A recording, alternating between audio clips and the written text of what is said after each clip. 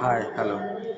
আপনারা অনেক চেষ্টা করছেন গুগল থেকে জিপিটি লিঙ্ক করার জন্য, কিন্তু করতে পারছেন না।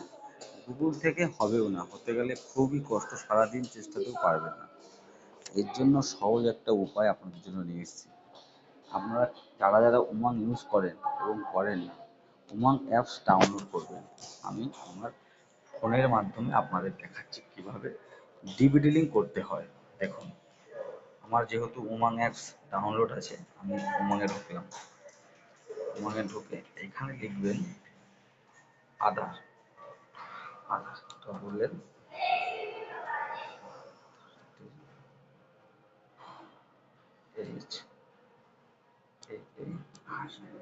আধার ঢুকে শুধু সার্চ মারবেন।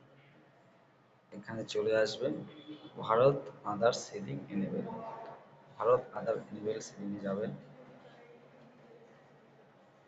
লেখা আসবে আধার সেভিং অ্যাকাউন্ট ডিটেলস। আপনি আধার সেভিংয়ে যাবেন। আধার সেভিংয়ে গেলে,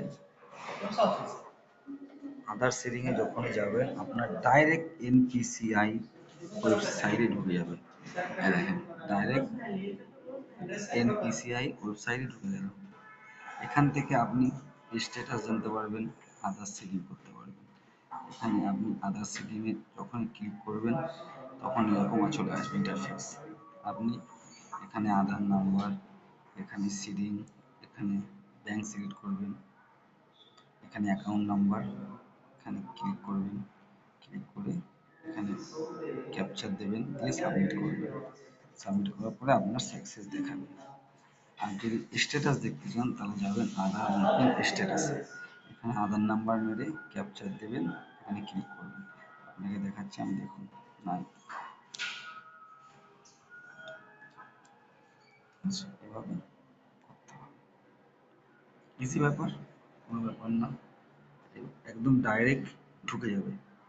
যেটা আপনারা গুগল ব্রাউজার বা ক্রোম